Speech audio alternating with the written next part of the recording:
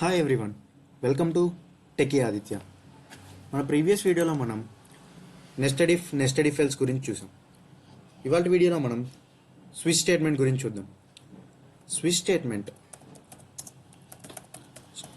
స్టేట్మెంట్లో ఇది ఒక multiple choice ఉన్న స్టేట్మెంట్ అండి. దీనిలో యూజర్ ఇచ్చిన ఆప్షన్ బట్టి ఏదన్నా ఒక్క కేస్ ఎగ్జిక్యూట్ అవుతుంది. ఎలా అంటే ఇప్పుడు సపోజ్ యూజర్ ఒక ఎగ్జాంపుల్ తీసుకుందాం. మనం 1 ప్రెస్ చేస్తే మండే అని రావాలి, 2 ప్రెస్ చేస్తే ట్యూస్డే అని రావాలి, ఇలా 7 ప్రెస్ చేస్తే సండే అని రావాలి. ఇలా ఇచ్చామనుకోండి, ఇప్పుడు మనం ప్రెస్ చేసిన వాల్యూ బట్టి ఏ డేనో రావాలి. సో ఇలాంటి ఎగ్జాంపుల్స్కి మనం స్విచ్ స్టేట్మెంట్ యూజ్ చేస్తాం. అంటే మల్టిపుల్ చాయిసెస్ ఉంటే యూజర్ ఇచ్చిన ఇన్పుట్ బట్టి మనం ఏది ప్రింట్ అవ్వాలో చూపిస్తాం అనమాట. స్విచ్ స్టేట్మెంట్ అని చెప్పాం కదా, దీనిలో మన సింటాక్స్ ఎలా ఉంటుందంటే స్విచ్ అని చెప్పి దీని లోపల ఎక్స్ప్రెషన్ ఇస్తాం. మనం ఇచ్చే ఎక్స్ప్రెషన్ అనేది ఒక వేరియబుల్ అండి. ఆ వేరియబుల్ అనేది ఎయిదర్ ఇంట్ ఆర్ క్యార్, ఈ రెండిట్లోనే ఉండాలి. ఎయిదర్ ఇంట్ ఉండాలి లేకపోతే క్యారెక్టర్ ఉండాలి. ఫ్లోట్ కానీ డబల్ కానీ యాక్సెప్ట్ చేయదు.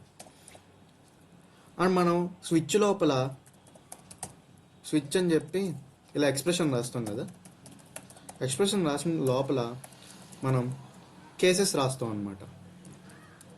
కేస్ 1 అని చెప్పి ఇక్కడ ఈ సెమీ కాలన్ ఉంటుంది కదా, ఈ కాలన్ కంపల్సరీ ఇవ్వాలి.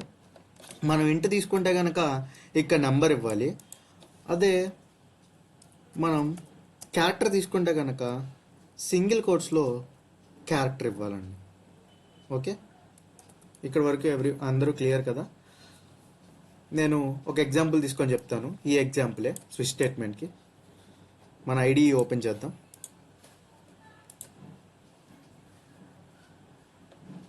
ఓకే, ఐడి ఓపెన్ చేశాను, న్యూ ఫైల్ క్రియేట్ చేశాను, వాయిడ్ మెయిన్. ఫస్ట్ నేను ఇంటిజర్ టైప్ తీసుకుంటున్నాను. ఇంటిజర్ వీక్ అని తీసుకున్నాను, ఎందుకంటే మనం ప్రెసెస్ నెంబర్ బట్టి వీక్ రావాలి కాబట్టి. ఓకే, క్లియర్ స్క్రీన్ ఇచ్చాను, ఎందుకంటే ప్రీవియస్ అవుట్పుట్స్ ఏమైనా ఉంటే క్లియర్ చేయడానికి. Printf enter number enter చేయమంటున్నా.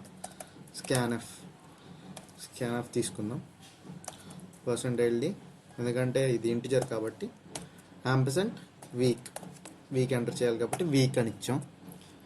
Okay, scanf అని ఇచ్చాం. నెక్స్ట్ ఏంటి, స్విచ్ కదా, స్విచ్ స్టేట్మెంట్కి స్విచ్ అని రాసి ఇక్కడ వీక్ అని రాయాలి, ఎందుకంటే ఆ ఇచ్చే వాల్యూనే ఇక్కడ తీసుకుంటున్నాం. మన ఇంటిజర్ ఇచ్చా కాబట్టి కేస్ 1 అని తీసుకుంటున్నాం. ఇక్కడ మీ నెంబర్ మీకు ఇష్టం వచ్చింది తీసుకోవచ్చు. అంటే నేను 1 తీసుకుంటున్నాను అని 1 తీసుకోక్కర్లేదు, మీరు 20 అని తీసుకోవచ్చు, ఏదన్నా తీసుకోవచ్చు. వీక్ 1లో ఏమిస్తానంటే ప్రింట్ఎఫ్ మండే అని ఇస్తాను. ఫస్ట్ 1 నొక్కితే మండే అని ప్రింట్ అవ్వాలి. ఓకే, ఇక్కడ బ్రేక్ అని ఇవ్వండి. బ్రేక్ అంటే ఇప్పుడు నేను 1 అని నొక్కిన తర్వాత మండే అని ప్రింట్ అయ్యిద్ది.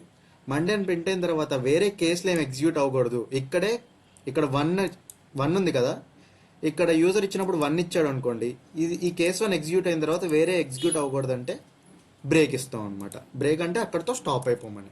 Okay, case 2 printf. మీరు బ్రేక్ ఇవ్వకపోయినా వర్క్ అయిద్దండి, కాకపోతే మీరు ఇచ్చిన దానికన్నా మీకు కావాల్సిన కేసు దగ్గర ఆగిపోదు, దాని తర్వాత ఉన్న కేసులన్నీ ఎగ్జిక్యూట్ అవుతాయి బ్రేక్ ఇవ్వకపోతే. ఆ ఎగ్జాంపుల్ కూడా చూపిస్తాను. ఇప్పుడు కేస్ 3 వెన్స్డే.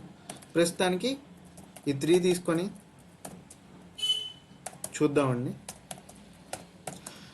ఈ 1, 2, 3 ప్రెస్ చేయకుండా వేరే నెంబర్ ఏమన్నా ప్రెస్ చేస్తారని చెప్పి డిఫాల్ట్ అని కూడా రాస్తారండి. డిఫాల్ట్ అంటే పైన ఇచ్చిన ఆప్షన్స్లో ఏమీ కాకపోతే డిఫాల్ట్ ఎగ్జిక్యూట్ చేయమంటున్నాను.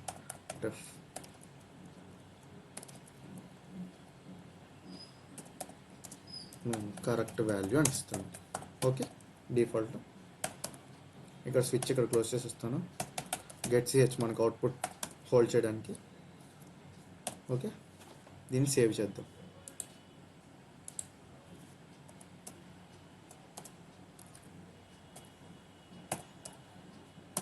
ఓకే, సేవ్ చేశాను. ఇప్పుడు ఏం చేయాలి, నేను 1 ఇస్తే మండే ప్రింట్ అవ్వాలి, 2 ఇస్తే ట్యూస్డే ప్రింట్ అవ్వాలి, 3 ఇస్తే వెన్స్డే ప్రింట్ అవ్వాలి. ఎందుకంటే స్విచ్లో ఎక్స్ప్రెషన్లో ఈ వీక్ వాల్యూ పంపిస్తున్నా కాబట్టి ఇక్కడ స్కాన్ఎఫ్లో ఏ వాల్యూ ఇస్తే అది ప్రింట్ అవ్వాలండి. ఒకవేళ 1, 2, 3 కాకుండా నేను ఏమన్నా వేరే వాల్యూ ఇస్తే డిఫాల్ట్ ప్రింట్ అవ్వాలి. ఓకే, కంపైల్ చేద్దాం, ఎర్రర్స్ రన్ చేద్దాం. ఎంటర్ నెంబర్ అన్నా 2 ఇచ్చా, ట్యూస్డే ప్రింట్ అయింది. మళ్ళీ రన్ చేద్దాం. ఇప్పుడు 1 ఇచ్చా, మండే ప్రింట్ అయింది. ఇదిగో మండే ప్రింటే ఆగిపోతుంది. అంటే అలా మండే ప్రింట్ అయిన తర్వాత ఆగిపోవాలంటే బ్రేక్ వల్ల ఇదిగో ఈ స్విచ్ అనేది ఈ బ్రేక్ దగ్గర ఎండ్ అయిపోయి ఇక్కడికి వెళ్ళిపోతుంది. ఇప్పుడు ఇందాక 2 అని ఇచ్చా, ఫస్ట్ ఇక్కడ చెక్ చేసుకుంటుంది, 1 కాదు కదా, సో ఇక్కడికి వస్తుంది 2 ఇదే అని చెప్పి ట్యూస్డే ఎగ్జిక్యూట్ అయింది. దాని తర్వాత ఇది ఎందుకు ఎగ్జిక్యూట్ అవ్వట్లేదు అంటే బ్రేక్ అయిపోతుంది కాబట్టి. ఓకే, ఇప్పుడు మనం డిఫాల్ట్ కండిషన్ కూడా చూద్దాం. డిఫాల్ట్ కండిషన్ 44 అని ఇచ్చా, నో కరెక్ట్ వాల్యూ అండి. అంటే ఫస్ట్ ఇది చెక్ చేసుకుంది, తర్వాత ఇది చెక్ చేసుకుంది, లాస్ట్కి డిఫాల్ట్ ప్రింట్ చేసింది. అదే ఇప్పుడు మనం క్యారెక్టర్ వాల్యూ ఇద్దాం. ఇది క్యార్ అని పెట్టా. క్యారెక్టర్ అయితే సింగిల్ కోట్స్ ఇవ్వాలని చెప్పా కదా, ఏ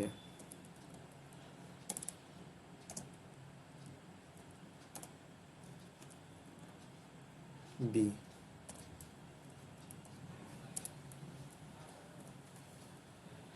సి. ఓకే, మళ్ళీ ఇక్కడ %d కాదు,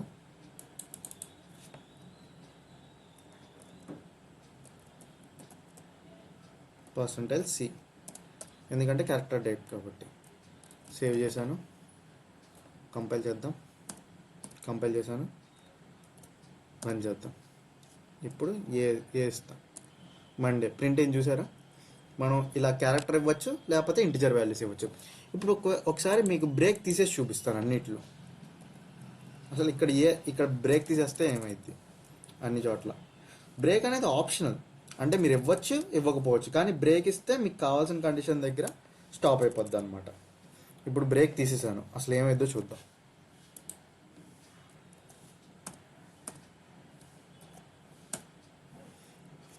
ఇప్పుడు ఫస్ట్ బి ఇస్తాను చూడండి. ఇదిగోండి ట్యూస్డే ప్రింట్ అయిన తర్వాత వెన్స్డే అని వచ్చింది, నో కరెక్ట్ వాల్యూ. అంటే ట్యూస్డే తర్వాత నుంచి అది కరెక్ట్, అది ఎగ్జిక్యూట్ మనకు కావాల్సిన వాల్యూ బి ఒకటే ఎగ్జిక్యూట్ అవ్వాలి, కానీ దాని తర్వాత ఉన్న వాల్యూస్ అన్నీ ఎగ్జిక్యూట్ అయినాయి. ఎందువల్ల, బ్రేక్ లేకపోవడం వల్ల. మీకు దీనివల్ల బ్రేక్ యూసేజ్ కూడా తెలిసింది కదా. So this is the end off switch statement as well as conditional statements అండి. కండిషనల్ స్టేట్మెంట్స్ కూడా అయిపోయినాయి ఇవాళతో. మళ్ళీ మనం ఆపరేటర్స్ కాన్సెప్ట్లోకి వెళ్ళిపోదాం రేపటి నుంచి. మీకు కంటెంట్ కనుక నచ్చినట్లయితే లైక్ చేయండి. ఎవరికన్నా ఈ కంటెంట్ యూస్ఫుల్ అయ్యిద్ది అనుకుంటే వాళ్ళకి షేర్ చేయండి. అలాగే నా ఛానల్ సబ్స్క్రైబ్ చేసుకోండి. ఇలాగే మంచి మంచి కంటెంట్తో మీ ముందుకు వస్తూ ఉంటాను. Thank you.